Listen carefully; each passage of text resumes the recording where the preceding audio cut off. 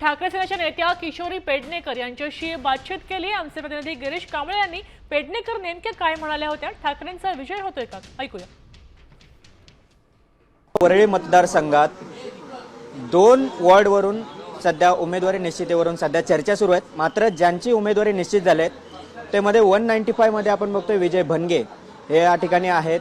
याशिवाय अबोली खाडे आहेत 198 वॉर्डमधून आणि किशोरीताई माजी महापौर आणि शिवसेना ठाकरे पक्षाची धगधगती तोप त्या 199 मधून लढणार आहेत। राजसाहेब आणि उद्धवजी हे एकत्र झाल्यामुळे अधिक हिम्मत म्हणा, आत्मविश्वास म्हणा अधिक होता, तो अधिक दृढ झाला।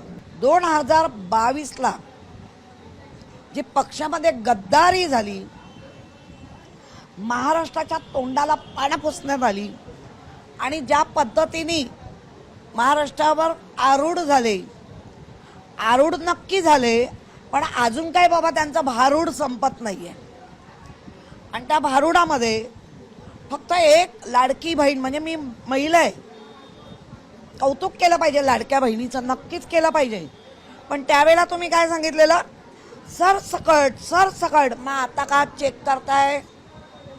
बसल्यावर तुम्हाला आठवतंय आता चेक केलं पाहिजे, म्हणजे तुम्ही सरसकट खोटं बोलत होता। काल रात्री जेव्हा आम्ही मातोश्रीवरनं निघालो त्यावेळेला 196चे नाराज आमच्या बरोबरच होते, आले, व्यवस्थित नाही केलंय। 93 मध्ये आहे, उगाच खोटं बोलणं नाही, पण ते पण निवळेल, कारण हेमांगी वरळीकरांनी चांगलं काम केलेलं आहे, लोक तिच्या बरोबर आहेत, त्यामुळे होईल, सगळं चांगलं होईल। व्हिडिओ जर्नलिस्ट प्रवीण से गिरीश कांबळे, साम टीव्ही न्यूज, मुंबई।